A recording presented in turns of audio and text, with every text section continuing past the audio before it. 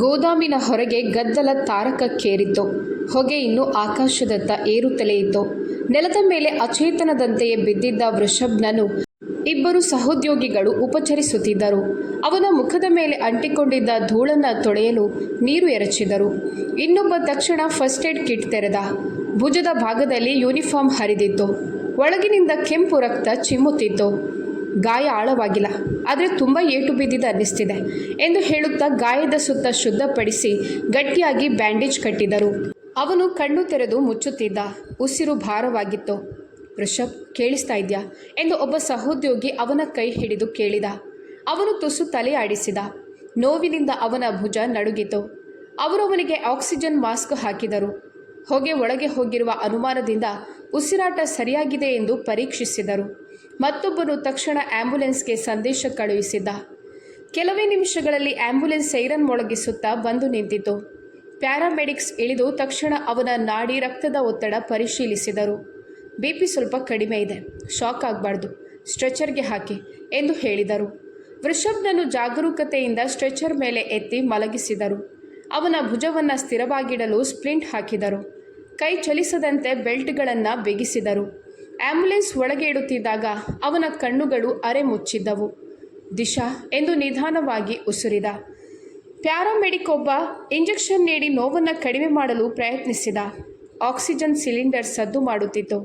ಮಾನಿಟರ್ನಲ್ಲಿ ಅವನ ಹೃದಯದ ಮಿಡಿತ ನಿಯಮಿತವಾಗಿ ತೋರಿಸುತ್ತಿತ್ತು. ಸೈರನ್ ಮತ್ತೆ ಮೊಳಗಿತು. ನಗರ ರಸ್ತೆಗಳು ಬದಿಗೆ ಸರಿದಂತೆ ಆಂಬ್ಯುಲೆನ್ಸ್ ವೇಗವಾಗಿ ಆಸ್ಪತ್ರೆಯತ್ತ ನುಗ್ಗಿತು. ಆಂಬ್ಯುಲೆನ್ಸ್ ಒಳಗೆ ಮಸುಕಾದ ಬೆಳಕು, ಯಂತ್ರಗಳ ಸಣ್ಣ ಸದ್ದು, ಹೃದಯ ಮಿಡಿತ ತೋರಿಸುವ ಮಾನಿಟರ್ನ ಹಸಿರು ರೇಖೆ ಓಡುತ್ತಿತ್ತು. ನೋವು ಕಡಿಮೆ ಮಾಡುವ ಔಷಧಿ ದೇಹದೊಳಗೆ ಹರಿದರೂ ಮನಸ್ಸಿನ ಅಲೆಗಳು ಶಾಂತವಾಗಲಿಲ್ಲ. ವೃಷಭ್ ಕಣ್ಣು ಮುಚ್ಚಿದ. ಪದೇ ಪದೇ ದಿಶಾಳ ಮಾತುಗಳೇ ನೆನಪಾಗುತ್ತಿದ್ದವು. ವೃಷಭ್, ನಮ್ಮ ಮನೆಗೆ ಪುಟ್ಟ ಅತಿಥಿ ಬರ್ತಿದೆ, ನೀನು ಅಪ್ಪ ಆಗ್ತಾ ಇದೆಯಾ? ಆ ಮಾತು ಕೇಳಿದಾಗ ಅವನು ಕ್ಷಣಕಾಲ ಮಾತು ತಪ್ಪಿದ್ದ. ಖುಷಿಯು, ಭಯವೂ, ಆಶ್ಚರ್ಯವೂ ಒಟ್ಟಿಗೆ ಆಗಿತ್ತು. ಆದರೆ ತನ್ನ ಅನುಮಾನದಿಂದ ಉಂಟಾದ ಜಗಳ ಆ ಕ್ಷಣದ ಸೌಂದರ್ಯವನ್ನು ಮಸುಕುಗೊಳಿಸಿತು. ನಾನು ಅಪ್ಪ ಆಗ್ತಿದ್ದೇನೆ ಎಂದು ಮನಸ್ಸಿನಲ್ಲಿ ಹೇಳಿಕೊಂಡವನ ಕಣ್ಣ ತುದಿಯಲ್ಲಿ ನೀರಿತ್ತು. ದಿಶಾ ಹೊಟ್ಟೆಯಲ್ಲಿ ಇನ್ನೂ ರೂಪ ಪಡೆಯುತ್ತಿರುವ ಆ ಚಿಕ್ಕ ಜೀವದ ಚಿತ್ರ ಅವನ ಕಲ್ಪನೆಗೆ ಬಂತು. ಚಿಕ್ಕ ಬೆರಳುಗಳು, ಮೃದುವಾದ ಉಸಿರು, ಅವನ ಕೈ ಹಿಡಿಯುವ ಪುಟ್ಟ ಜೀವ. ನಾನು ಎಚ್ಚರಿಕೆಯಿಂದ ಇರಬೇಕಿತ್ತು ಎಂಬ ಪಶ್ಚಾತ್ತಾಪ ಅವನ ಎದೆಯನ್ನು ಒತ್ತಿತು. ಅವನ ಭುಜದ ನೋವಿಗಿಂತ ಆ ಮಗುವಿಗೆ ತಾನೇ ಬಲವಾದ ಆಸರೆ ಆಗಬೇಕೆಂಬ ಅರಿವು ಹೆಚ್ಚು ಕಾಡಿತು. ನಾನು ನಿನ್ನನ್ನು ನೋಡಬೇಕು ಕಂದ, ನಿನ್ನನ್ನು ಮುದ್ದಾಡಬೇಕು, ನಿನ್ನ ಜೊತೆ ಆಟವಾಡಬೇಕು. ಇಷ್ಟು ಬೇಗ ಸಾಯಲು ಇಷ್ಟ ಇಲ್ಲ ನನಗೆ ಎಂದು ಅವನು ಮನಸ್ಸಿನಲ್ಲಿ ಆ ಅಜ್ಞಾತ ಜೀವದೊಂದಿಗೆ ಮಾತಾಡಿದ. ಆ ಕ್ಷಣದಲ್ಲಿ ಅವನಿಗೆ ದಿಶಾಮುಖವು ಕಾಣಿಸಿತು. ಕೋಪದಲ್ಲಿ ಹೋಗಿದ್ದರೂ ಹೊಟ್ಟೆ ಮೇಲೆ ಕೈಯಿಟ್ಟು ಮೌನವಾಗಿ ಕಣ್ಣೀರು ಸುರಿಸುತ್ತಿದ್ದಾಳೆಂಬ ಭಾವನೆ. ಐ ಆಮ್ ಸಾರಿ ದಿಶಾ ಹೇಳಿದವನ ಕಣ್ಣುಗಳು ಸಂಪೂರ್ಣವಾಗಿ ಮುಚ್ಚಿಕೊಂಡವು. ದಿಶಾ ತನ್ನ ರೂಮಿನ ಕಿಟಕಿಯ ಬಳಿ ಸುಮ್ಮನೆ ಕುಳಿತುಕೊಂಡಿದ್ದಳು. ಸಂಜೆ ಗಾಳಿ ಒಳಗೆ ಬಂದು ಪರದೆಯನ್ನು ಅಲುಗಾಡಿಸುತ್ತಿತ್ತು. ಆದರೆ ಅವಳ ಮನಸ್ಸು ಮಾತ್ರ ಭಾರವಾಗಿತ್ತು. ಬೆಳಗ್ಗೆಯಿಂದಲೂ ಏನೋ ಅಶಾಂತಿ, ವಿಚಿತ್ರ ಸಂಕಟ.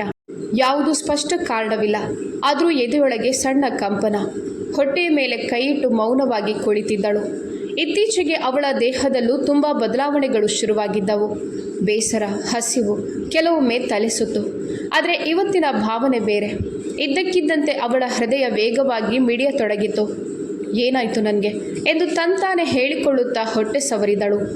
ಅವಳ ಕಣ್ಣು ಮುಂದೆ ವೃಷಭ್ ಮುಖ ಮೂಡಿತು. ಕೋಪದಿಂದ ಅಲ್ಲ, ನಗುತ್ತಿರುವ ಮುಖ. ನಂತರ ಆ ನಗು ಮಸುಕಾಯಿತು. ಏನು ಅನಾಹುತವಾಗಿದೆಯೋ ಎಂಬ ಭಾವನೆ ಎದೆಗೊಂದಿಸಿತು. ಛೇ, ಏನಾಗಿದೆ ನನಗೆ? ಹುಚ್ಚೆ ಹಾಗೆ ಏನೇನೋ ಯೋಚಿಸ್ತಿದ್ದೇನೆ ಎಂದುಕೊಂಡಳು. ಆದರೂ ಕೈ ಸ್ವಯಂವಾಗಿ ಫೋನ್ ಕಡೆ ಹೋಗಿತ್ತು. ಕಾಲ್ ಮಾಡೋಣವಾ? ಆದರೆ ಅವನು ಹೇಳಿದ ಕಠಿಣ ಮಾತುಗಳು ನೆನಪಾದವು.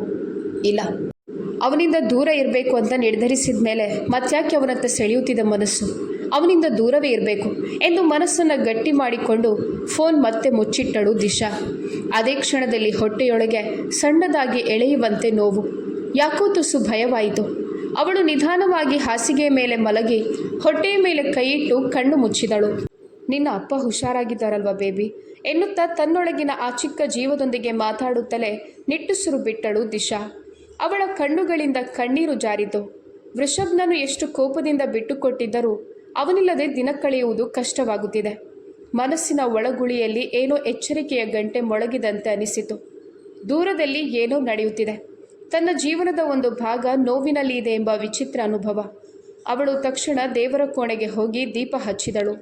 ಸ್ನೇಹಿತರೆ, ಕಳೆದ 3 ವರ್ಷದಿಂದ ನಮ್ಮ ಚಾನಲನ್ನು ವೀಕ್ಷಿಸಿ ನಾವು ಹಾಕಿದಂಥ ಪ್ರತಿ ಕಥೆಗಳಿಗೆ ಹಾಗೂ ಕಾದಂಬರಿಗಳಿಗೆ ಪ್ರೋತ್ಸಾಹಿಸಿ ಇದುವರೆಗೂ ನಮಗೆ ಬೆಂಬಲ ನೀಡಿದ್ದೀರಾ. ಕಾರಣಾಂತರದಿಂದ ಯೂಟ್ಯೂಬ್ ನಮ್ಮ 2 ಚಾನಲ್ಗಳಿಗೂ ನಿರ್ಬಂಧ ಹೇರಿದೆ. ತಾತ್ಕಾಲಿಕವಾಗಿ ಇದರಲ್ಲಿ ಯಾವುದೇ ವಿಡಿಯೋ ಅಥವಾ ಕಾದಂಬರಿ ಪ್ರಸಾರ ಮಾಡುವಂತಿಲ್ಲ. ಆ ಕಾರಣದಿಂದಾಗಿ ನಾವು ಕಾದಂಬರಿಗಳನ್ನು ಮುಂದುವರಿಸಲು ಬೇರೊಂದು ಚಾನಲನ್ನು ಈಗಾಗಲೇ ಸ್ಟಾರ್ಟ್ ಮಾಡಿದ್ದೇವೆ. ಅದರ ಲಿಂಕ್ ಡಿಸ್ಕ್ರಿಪ್ಷನ್ನಲ್ಲಿ ನೀಡಿದ್ದೇನೆ. ಚಾನಲ್ ಹೆಸರು ಕನ್ನಡತಿ ವ್ಲಾಗ್. ನಮ್ಮ ಹಳೆಯ ಬಾಂಧವ್ಯ ಹೊಸ ಚಾನಲ್ನಲ್ಲಿಯೂ ಮುಂದುವರಿಯಲಿ ಅಂತ ಆಶಿಸುತ್ತೇನೆ. ನಿಮ್ಮ ಪ್ರೀತಿ ಪ್ರೋತ್ಸಾಹ ಸದಾ ನಮ್ಮ ಮೇಲಿರಲಿ. ಧನ್ಯವಾದಗಳು.